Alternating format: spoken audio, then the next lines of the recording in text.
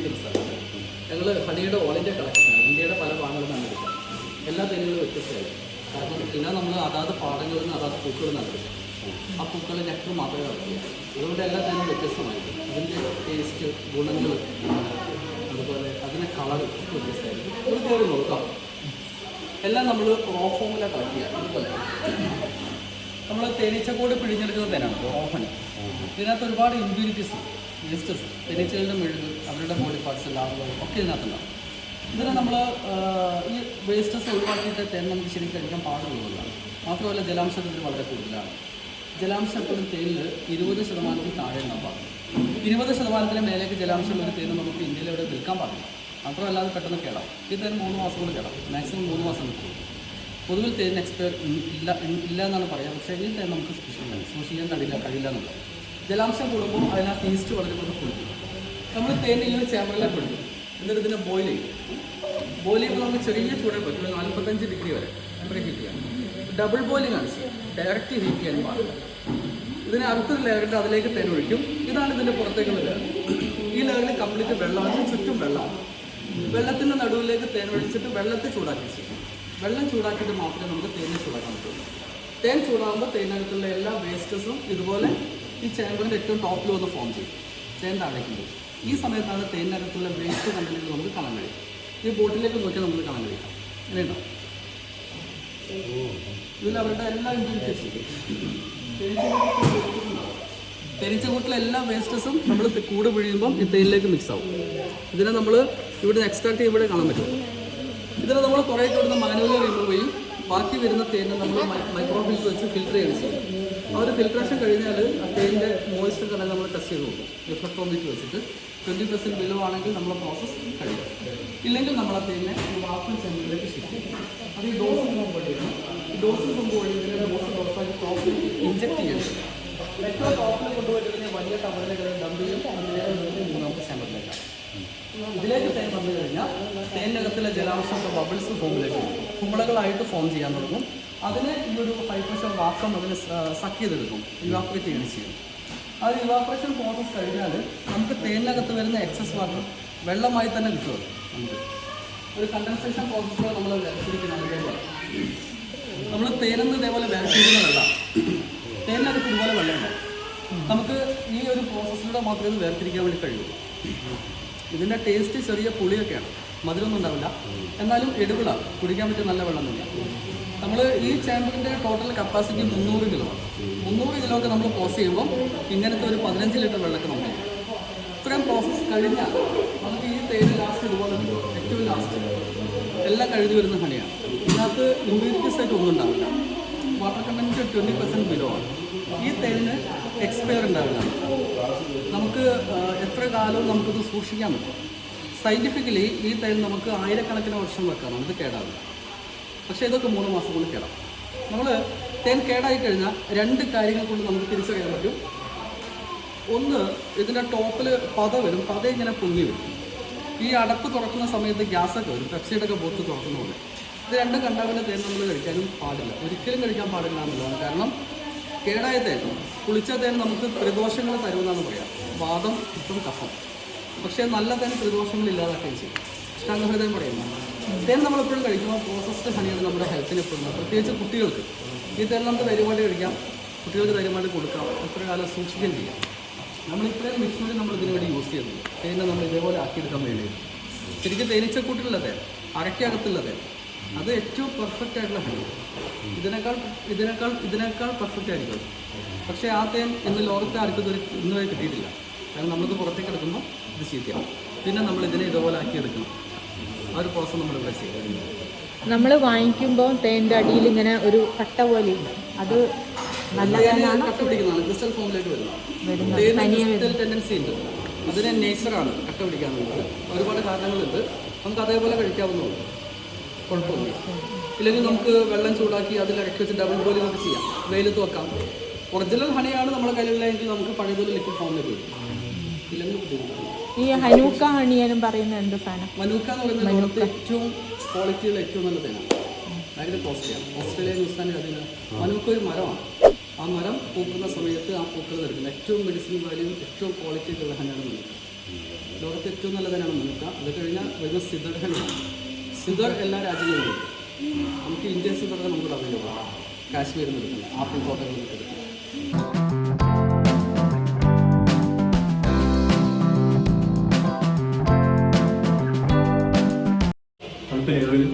Hi.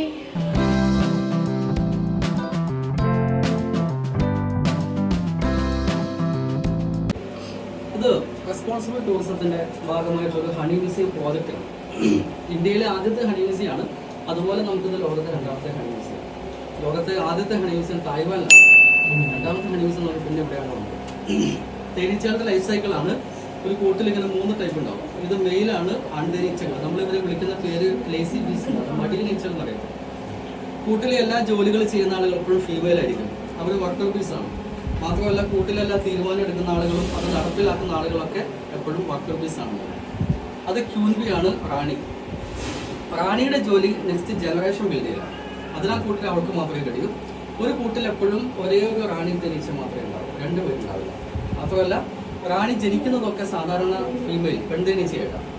ജനിച്ചതിന് ശേഷം അവൾക്ക് ഒരു റോയൽ ജെല്ലി എന്ന് പറയുന്ന ഒരു ഭക്ഷണം കൊടുത്ത് അവളെ 8 മുതൽ 15 ദിവസം കൊണ്ട് റാണിയാക്കി മാറ്റുകയാണ് ചെയ്യുന്നത്. റാണി എന്ന് പറയുന്ന ക്രിയേഷനാണ്. റാണിയാക്കി മാറ്റപ്പെട്ട് കഴിഞ്ഞാൽ പിന്നെ അവൾ ഡബിൾ സൈസ് ആയിരിക്കും. നല്ല വലിപ്പവും നല്ല ഭംഗിയൊക്കെ ഉണ്ടാവും. നമുക്ക് തന്നെ ഒരു കൂട്ടിലേക്ക് നോക്കിയാൽ റാണിയെ പെട്ടെന്ന് മനസ്സിലാവും. മാത്രമല്ല റാണി 5 വർഷം വരെ ജീവിച്ചിരിക്കും. പക്ഷേ ബാക്കിയുള്ളവരൊക്കെ 4 മാസമാണ്, 120 ദിവസം അത്രയും ജീവിച്ചിരിക്കുള്ളൂ. റാണി മാത്രം ആ കൂട്ടത്തിൽ 5 വർഷം ആ ഒരു ഹൈവിനകത്ത് ജനറേഷൻ ബിൽഡ് ചെയ്തിട്ട് അവിടെ ഉണ്ടാവുന്നതാണ്. ഇത് അവളുടെ മീറ്റിംഗ് പിക്ചറാണ്. റാണിയുടെ മീറ്റിംഗ് സമയമാകുമ്പോൾ അവൾ പുറത്തു വരും. 5 വർഷത്തിൽ ഒറ്റ മീറ്റിംഗ് ഉള്ളൂ. അതിനുവേണ്ടി അവൾ പുറത്ത് വന്നിട്ട് ഒരുപാട് മെയിൽ പീസുമായിട്ട് അവൾ മീറ്റ് ചെയ്യും ഒരേ സമയം. അവളുമായിട്ട് മീറ്റ് ചെയ്ത മെയിൽ പീസ് എല്ലാം മീറ്റിംഗ് കഴിഞ്ഞ് അവിടെ ചത്തുപോവുകയും ചെയ്തു. അതുകൊണ്ട് ഈ തേനീച്ചക്കൂട്ടിൽ കിങ് രാജാവ് എന്നുള്ള കോൺസെപ്റ്റ് ഇല്ല. അവിടെ എപ്പോഴും റാണി എന്ന് മാത്രമേ കേൾക്കാൻ പറ്റും. ഒറ്റ മീറ്റിംഗ് തന്നെ അവൾ ഏകദേശം 5 മുതൽ 7 മില്യൺ വരെ സ്പേം കളക്ട് ചെയ്യുന്നതാണ്. എന്നിട്ട് അവൾ തിരിച്ച് കുട്ടി കയറി കഴിഞ്ഞാൽ പിന്നെ അവൾ പുറത്തേക്ക് വരില്ല. 5 വർഷം അവളിത് ജീവനോടെ സൂക്ഷിക്കും. ഓരോ ദിവസവും അവൾ ആയിരക്കണക്കിന് മുളകൾ ചെയ്യും. 3000-ൽ കൂടുതൽ ഒരു ദിവസം. അങ്ങനെ അവളെ ജനറേഷൻ ബിൽഡ് ചെയ്യാൻ ചെയ്യും. ഇത് തേനീച്ചകളുടെ തലയുടെ സ്ട്രക്ചറാണ്. ഇവർക്ക് മൊത്തത്തിൽ 5 കണ്ണുകളുണ്ട്.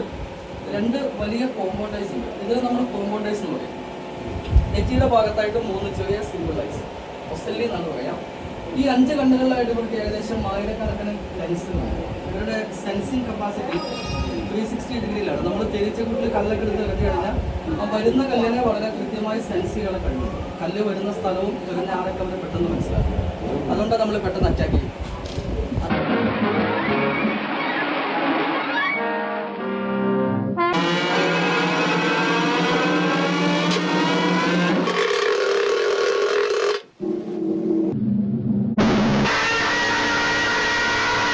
ആക്രമിച്ചു കഴിഞ്ഞാൽ രക്ഷപ്പെടാൻ നമുക്ക് വലിയ ബുദ്ധിമുട്ടാണ്. ശരിക്കും പറഞ്ഞാൽ നമ്മൾ വെള്ളത്തിൽ പോയി മുങ്ങിക്കിടന്നാൽ പോലും അവർ തലയ്ക്ക് മുകളിൽ വന്ന് നിൽക്കുന്നതാണ്. ട്രാക്സുകൾക്ക്, കാലുവിള്ളലുകൾക്ക് നല്ലതാണ്. ഡ്രൈ സ്കിന്നൊക്കെ യൂസ് ചെയ്യാം. മോയ്സ്ചറൈസിങ് ക്രീമായിട്ട് യൂസ് ചെയ്യാൻ പറ്റുന്ന ഒരു പ്രോഡക്റ്റാണ് തേനീച്ചയുടെ മുഴ. ഇത് വൈറ്റ് ഹണിയാണ്. നമ്മൾ കളക്ട് ചെയ്യുന്നത് ഹിമാചലാണ്.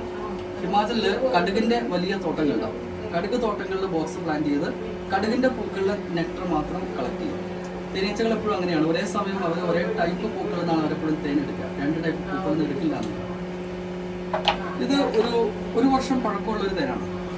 ഇതേ സെയിം ഹണിയാണ് നമുക്ക് ലാസ്റ്റ് കാണുന്നത്. പക്ഷേ ഇതിന് 10 വർഷം പഴക്കമുണ്ട്. തേന് പഴകും തോറും അതിൻ്റെ കളർ ചേഞ്ച് ആവും, ഡാർക്കാവും. ഇതിൻ്റെ മെഡിസിൻ വാല്യൂ കൂടുകയും ചെയ്യും.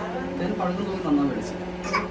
ഇതിൻ്റെ പ്രത്യേകതയാണ് ഇത് ചെറുതനാണ്. നമ്മൾ തേനുകളിൽ ഏറ്റവും കൂടുതൽ മെഡിസിൻ വാല്യൂ ഉള്ളത് ചെറുതനാണ്. നമ്മളിത് മെഡിസിൻ പർപ്പസിനായി യൂസ് ചെയ്യാം. മരുന്ന് സംബന്ധമായ ആവശ്യമാണ്. മെഡിസിൻസൊക്കെ മിക്സ് ചെയ്ത് കഴിക്കാം. ചെറിയ കുട്ടികൾ, പ്രായമുള്ള ആളുകൾ, കിടപ്പ് രോഗികൾ, പേഷ്യൻ്റ് ആയിട്ടുള്ള ആളുകൾ അവരൊക്കെ ചെറുതൻ സാധാരണ കഴിക്കാം. ഏറ്റവും നല്ല ഇമ്മ്യൂണിറ്റി ബൂസ്റ്ററാണ്, ഏറ്റവും നല്ല എനർജി ബൂസ്റ്ററാണ്. ഒരുപാട് അസുഖങ്ങളുടെ മെഡിസിനാണ് ചെറുതൻ. കിട്ടാനൊക്കെ വളരെ റിസ്ക്കാണ്. ചെറുതൻ റയറായിട്ട് കിട്ടുന്ന ഹണി. ഇത് ഹണി ക്രിസ്റ്റലൈസേഷൻ ആണ്. തേൻ കട്ട പിടിക്കുന്നത്. തേനകത്തിലെ FG റേഷ്യോ എന്നാണ് പറയാം, ഫ്രക്ടോസ് ഗ്ലൂക്കോസ് റേഷ്യോ. ഇത് റേഷ്യോ മാറുന്നതിനനുസരിച്ച് തേൻ ക്രിസ്റ്റൽ ഫോമിലേക്ക് വരും. അതെല്ലാ പൂക്കളും ഒരുപോലെ ആയിരിക്കില്ല. പൂക്കൾ മാറുമ്പം അത് മാറും. പിന്നെ റൂം ടെമ്പറേച്ചർ 25 ഡിഗ്രി താഴേക്ക് വന്നാൽ തേൻ കട്ട പിടിക്കുന്നു. പിന്നെ പൂക്കളുടെ വ്യത്യാസം, തേനീച്ചകളുടെ വ്യത്യാസം, ഇങ്ങനെയുള്ള ഒരുപാട് കാരണങ്ങളുണ്ട്. നേരത്തെ പറഞ്ഞ പോലെ നമുക്ക് ഒന്നുകിൽ ഇതേപോലെ കഴിക്കാം, ഇല്ലെങ്കിൽ വെയിലത്ത് വെക്കാം, ഡബിൾ ബോയിലിംഗ് ചെയ്യാം. ഒറിജിനൽ ഹണിയാണ് നമുക്ക് പഴയതുപോലെ കിട്ടും. ഇല്ലെങ്കിൽ ഈ ആർട്ടിഫിഷ്യൽ ഹണികളൊക്കെ ഉണ്ട്, സിറപ്പുകൾ കാണിയത്. ഈ ഹണികൾ നമുക്ക് ക്രിസ്റ്റൽ ഫോമിലൊക്കെ വന്നാൽ തിരിച്ചു കിട്ടാൻ വളരെ ബുദ്ധിമുട്ടായിരിക്കുന്നത്. അത് പിന്നെ അങ്ങനെ തന്നെ ആയിരിക്കും ഇരിക്കുക. അതുപോലെ ഇദ്ദേഹമാണ് തേനീച്ചകളുടെ കമ്മ്യൂണിക്കേഷൻ ഡീകോഡ് ചെയ്ത ആളാണ്. Karl von Frisch, Austrian scientist ആണ്. തേനീച്ചകളുടെ കമ്മ്യൂണിക്കേഷൻ ഡാൻസിങ് ആണെന്ന് കണ്ടുപിടിച്ച ഇദ്ദേഹമാണ്. ഇദ്ദേഹം തേനീച്ചക്കൂട്ടിൽ ഏകദേശം 11 ഡാൻസുകളാണ് കണ്ടുപിടിച്ചത്. 11 ഡാൻസുകളും 11 കാര്യങ്ങളെ സൂചിപ്പിക്കുന്നുള്ളതാണ്. അവർ എന്തൊരു കാര്യത്തിനും പരസ്പരം കമ്മ്യൂണിക്കേറ്റ് ചെയ്യുന്ന ഡാൻസിങ്ങിലൂടെ അവരുടെ ഇമോഷൻസ് ഒക്കെ അവർ ഷെയർ ചെയ്യുക ഡാൻസിങ്ങിലൂടെ. ശരിക്കും പറഞ്ഞാൽ അവർ സന്തോഷം വന്നാലും സങ്കടം വന്നാലും അവർ ഡാൻസ് കളിച്ചു. പൂക്കളിലേക്കുള്ള വഴി കാണിച്ചു കൊടുക്കുക, പൂക്കളിലേക്കുള്ള ദൂരം എത്രയാണെന്ന് പറഞ്ഞു കൊടുക്കുക, എങ്ങനെയാണ് പോവേണ്ടതെന്ന് പറഞ്ഞു കൊടുക്കുക, ഇങ്ങനെയുള്ള എല്ലാ കാര്യങ്ങളും അവർ കമ്മ്യൂണിക്കേറ്റ് ഡാൻസ് ചെയ്യുന്നത്. 1973 നൊബേൽ പ്രൈസ് വാങ്ങിച്ചിട്ടുണ്ടാവും. Karl von Frisch, Austrian scientist ആണ്. ആൾ മരിച്ചുപോയി, പക്ഷേ ഒരുപാട് ഇൻഫർമേഷൻ അദ്ദേഹത്തിൻ്റെ പുസ്തകത്തിലൂടെ, ഡാൻസിങ് ഓഫ് ബീസ് എന്നൊരു പുസ്തകമുണ്ട്. അതിനകത്ത് ഒരുപാട് ഇൻഫർമേഷൻ നമുക്ക് തേനീച്ചയെക്കുറിച്ച് തന്നിട്ടുണ്ട്. തേനീച്ച കർഷകർ യൂസ് ചെയ്ത കോസ്റ്റ്യൂമാണ്. ഇത് 2 കാര്യങ്ങൾക്ക് യൂസ് ചെയ്യും. ഒന്ന് നമ്മളുടെ സേഫ്റ്റിയാണ്, ഇന്നൊന്ന് തേനീച്ചകളുടെ സേഫ്റ്റിയാണ്. തേനീച്ചകൾ നമ്മളെ കിട്ടിക്കഴിഞ്ഞാൽ അവർ അപ്പം തന്നെ ചത്തുപോകും. അവർ പിന്നെ ജീവിച്ചിരിക്കില്ല.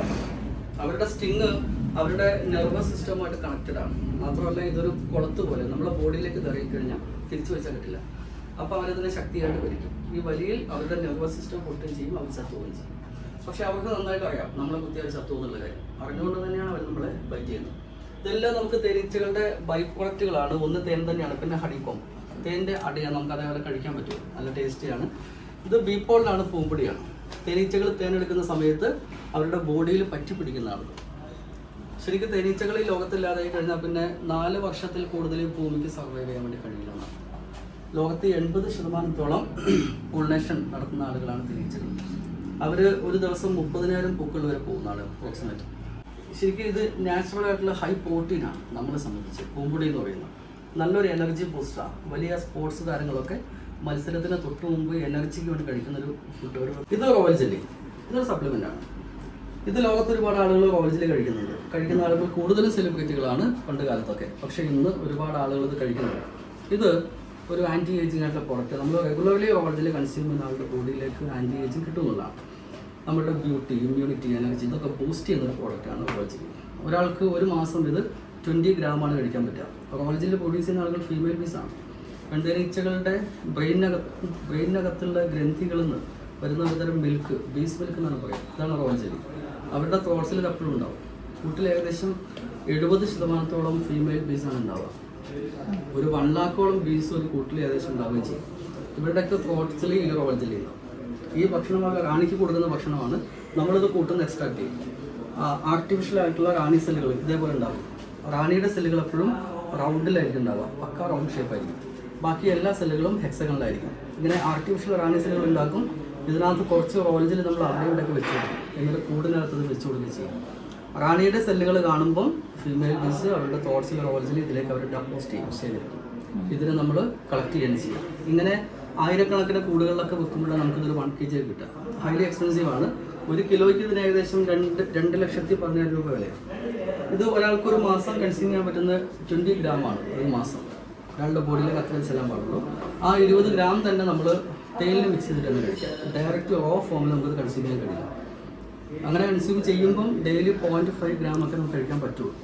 നമ്മൾ 20 ഗ്രാം എടുത്തിട്ട് 300 ഗ്രാം ഹണിയിലേക്ക് മിക്സ് ചെയ്യുകയാണ് ചെയ്യുക. മിക്സ് ചെയ്തിട്ട് അതിൽ നിന്ന് 10 ഗ്രാമായിട്ട് നമ്മൾ കൺസ്യൂം ചെയ്യുകയാണ് ചെയ്യുക. നമ്മളുടെ ഒരുപാട് ക്രോണിക് ഡിസീസുകൾ ഇല്ലാതാകും. ഷുഗർ, പ്രഷർ, കൊളസ്ട്രോൾ, അതുപോലെ ക്യാൻസർ സെല്ലുകൾ സ്റ്റോപ്പ് ചെയ്യും. ശരിക്കും ആൻറ്റി ഓക്സിഡൻ്റ് ആണ്. Anti fungal, anti bacterial, anti tumour, anti diabetic ഒരുപാട് ഗുണങ്ങളുണ്ട്. ഇത് പല രൂപത്തിൽ നമുക്ക് അവൈലബിൾ ആണ്. റോയൽ ജെല്ലി നമ്മൾ ആമസോണിലൊക്കെ നോക്കിക്കഴിഞ്ഞാൽ ക്യാപ്സൂളായിട്ടും പൗഡറായിട്ടൊക്കെ നമുക്ക് കിട്ടും. പക്ഷേ കൂട്ടുന്ന എക്സ്ട്രാക്ട് ചെയ്ത ജെല്ലി നമുക്ക് കിട്ടാൻ കുറച്ച് ബുദ്ധിമുട്ടാണ്. നമുക്ക് ഇവിടെ മ്യൂസിയം ആയതുകൊണ്ട് നമുക്ക് ഇവിടെ വേണം. അതുകൊണ്ട് മാത്രം നമ്മൾ ഹരിയാന, പഞ്ചാബിലൊക്കെ അടുത്തൊരു എക്സ്ട്രാക്ഷൻ ഉള്ളത് കളക്ട് ചെയ്ത് വെക്കുന്നതാണ്. കുട്ടികൾക്ക് പറ്റില്ല, 15 വയസ്സിന് താഴേക്ക്. അതുപോലെ തന്നെ ആസ്മ പേഷ്യൻസ്, വലിയ രീതിയിൽ ബ്രീത്തിങ് ഇഷ്യൂസുള്ള ആളുകൾക്കും റോയൽ ജെല്ലി സേഫ് അല്ല. ബാക്കി എല്ലാവർക്കും കഴിക്കാൻ പറ്റുന്ന പ്രോഡക്റ്റാണ്, കുറച്ച് എക്സ്പെൻസീവ് ആണെന്ന് മാത്രം.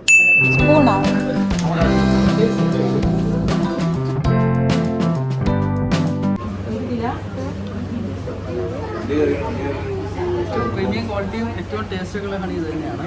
ഡയബറ്റിക് ഉള്ള ആളുകൾക്ക്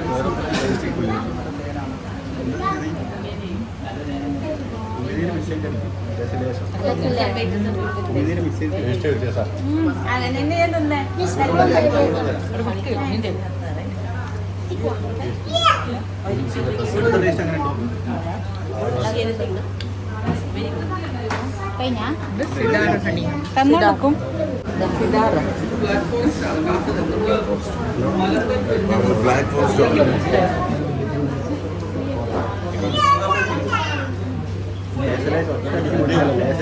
ഇങ്ങനെ ആക്രാന്തം കാട്ടാതെ മകളെ മെല്ലത്തിന്റെ മക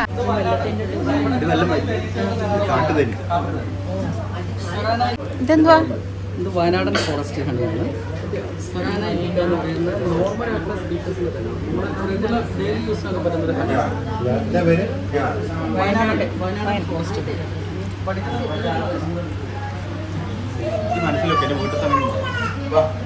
മനസ്സിലും ഒക്കെ ഭയങ്കര മധുരം.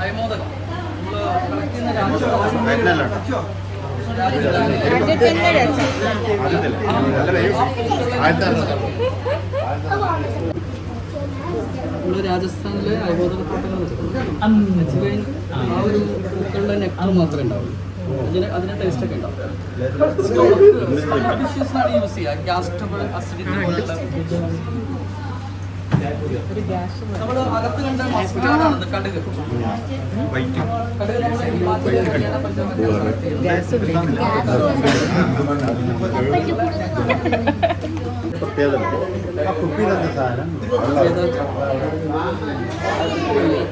അത് വെള്ളം.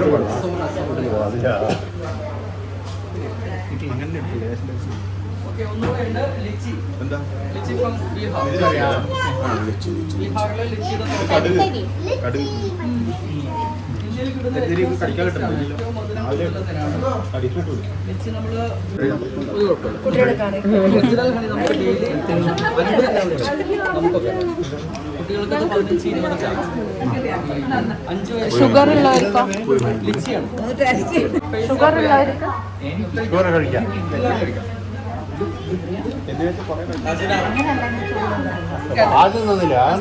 റാണി തേനീച്ചയുടെ ഭക്ഷണം. കോൽ ജെല്ലി ഇങ്ങനെ ഉണ്ടാവും. ഒറിജിനൽ ജെല്ലി നമ്മൾ കൂട്ടുന്ന എക്സ്ട്രാക്ട് ചെയ്യുന്ന ജെല്ലിയാണ്. ഇത് സപ്ലിമെന്റ് ആണ്. ആന്റി ഏജിങ് ആയിട്ടുള്ള പ്രോഡക്റ്റാണ്. പറഞ്ഞിട്ട് 2 lakhs. റാണിയുടെ ഭക്ഷണം എന്ന് പറയുന്നത് തണുപ്പിച്ചിട്ട് വെക്കണം. ഇത് ഇങ്ങനെ റോ ഫോമിൽ ഫ്രീസ് ചെയ്യണം, ഇല്ലെങ്കിൽ ഇത് കേടായി പോകും. ഹണിയിൽ മിക്സ് ചെയ്ത് കഴിഞ്ഞാൽ മാത്രമേ പുറത്ത് വെക്കാൻ പറ്റൂ. ഇതിൽ 20 ഗ്രാം എടുത്തിട്ട് നമ്മൾ 300 ഗ്രാം തേയിലേക്ക് മിക്സ് ചെയ്യും.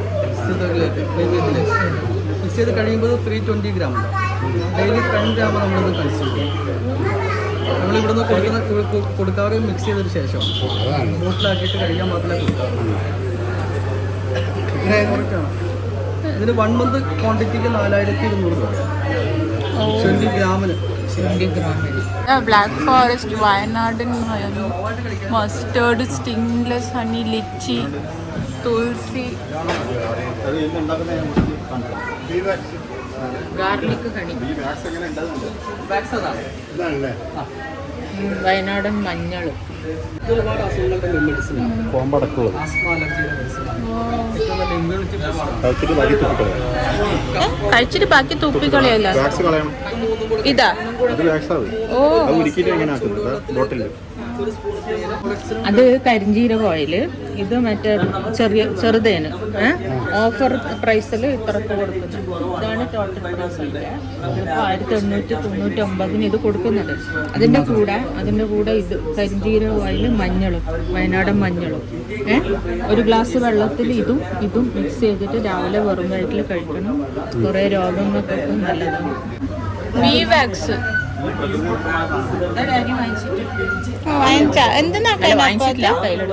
മുഖത്ത് ക്രീം ഇടുന്നത്, കാലിന് പൊട്ടും. ബീവാക്സ്. അമ്മി ബ്ലഡ് കുറവുണ്ടെങ്കിൽ കുറയ്ക്ക തിന്നണ്ട ചോക്ലേറ്റ്.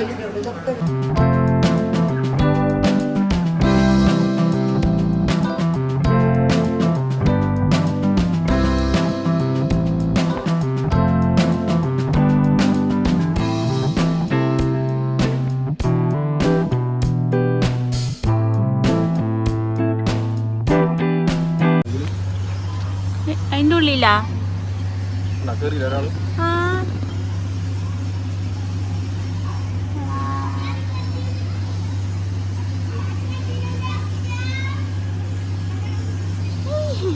ഇയാൾ എത്ര തേന് കൊണ്ടുവരും ദിവസം? കൊറേ ഉണ്ടാവും. മോഡലാക്കി വെച്ച് തേനീച്ച നിങ്ങളിങ്ങനെ വെച്ചിട്ടില്ല? ഞാൻ ഇതേപോലത്തെ ഒരു പെട്ടി ആക്കിയിട്ട് ഒരു സ്വയം വന്ന് കയറി. ഓ അങ്ങനെ. പൂപ്പ്